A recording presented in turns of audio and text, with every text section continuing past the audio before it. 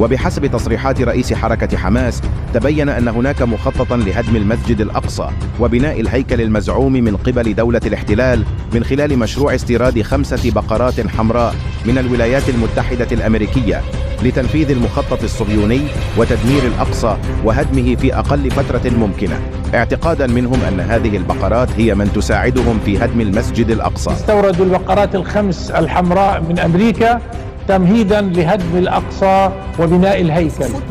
قبل أيام كشف الإعلام الإسرائيلي عن مساهمة حكومة الاحتلال بتسهيل الإجراءات البيروقراطية وتمويل استيراد بقرات حمراوات يستخدمن وفق المعتقد اليهودي لتحقيق شروط الطهارة عبر ذبحهن وحرقهن وذر رمادهن من أجل فتح الباب لآلاف اليهود لاقتحام المسجد الأقصى المبارك.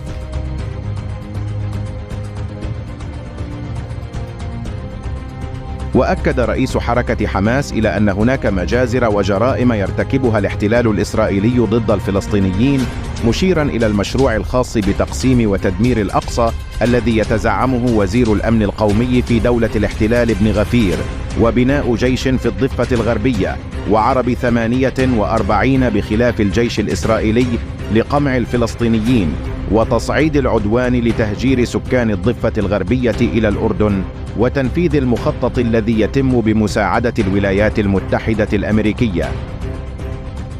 يعني لطخة عار في جبين الأمة حين ترى ثالث مقدساتها العظمى يهدم ويدنس ويبنى الهيكل، وكان سنرى تهجيرا قسريا كما في الحرب على غزة من خلال جرائم يرتكبها ابن غفير وأمثاله.